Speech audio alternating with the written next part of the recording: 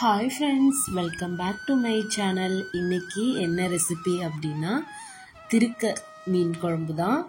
திருக்க மீன் குழம்புக்கு கடாயில் 3 ஸ்பூன் எண்ணெய் விட்டு எண்ணெய் காஞ்சதும் 1 ஸ்பூன் வெந்தயம் போட்டுருங்க. வெந்தயம் கொஞ்சம் நல்லா பொரிஞ்சதும் வரமிளகாய் 2 கருவேப்பிலை போட்டு அது பொரிஞ்சதும் ஒரு 4 பெரிய வெங்காயம் நான் கட் பண்ணி வச்சுருந்தேன். ஸோ அதை ஆட் பண்ணிக்கிட்டேன்.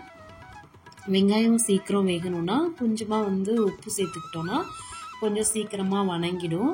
ஓரளவுக்கு வெங்காயம் நல்லா ஒரு கோல்டன் கலர் வணங்கினதுக்கு அப்புறமா நான் 2 பெரிய சைஸ் தக்காளி கட் பண்ணி வச்சுருக்கேன். அதை ஆட் பண்ணிடலாம்.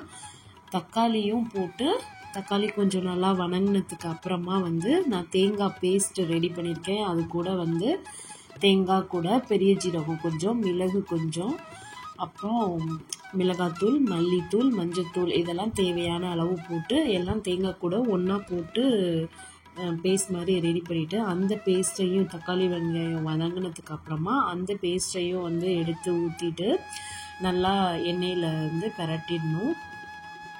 அதன் பிறகு புளி ஒரு எலுமிச்சை சைஸ் அளவு எடுத்து நான் கரைச்சி அதையும் ஆட் பண்ணிக்கிட்டேன். தேங்காய் ஓரளவுக்கு நல்லா கிளறி விட்டதும் புளி தண்ணி ஊற்றிடணும்.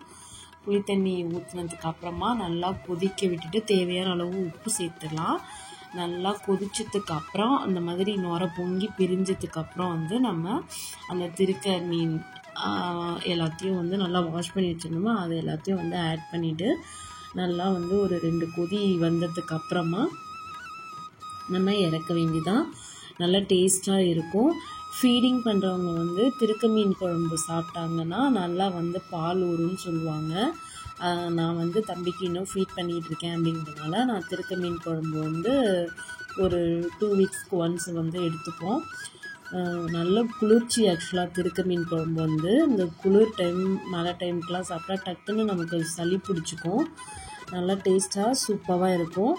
மீன் குழம்பு வைக்கிற சேம் அதே மெத்தட் தான் திருக்க மீன் குழம்புமே. கண்டிப்பாக திருக்க மீன் குழம்பு நல்ல ஒரு புளிப்பு, அந்த காரமும் புளிப்பும் அதிகமாக இருந்தால் தான் அந்த திருக்க மீன் குழம்பே நல்ல ஒரு டேஸ்ட்டாக சூப்பராக இருக்கும். இந்த வீடியோ உங்களுக்கு பிடிச்சிருந்துச்சுன்னா லைக் பண்ணுங்கள். புதுசாக பார்க்குறவங்க நம்ம சேனலை மறக்காமல் சப்ஸ்கிரைப் பண்ணிவிடுங்க. தேங்க்யூ.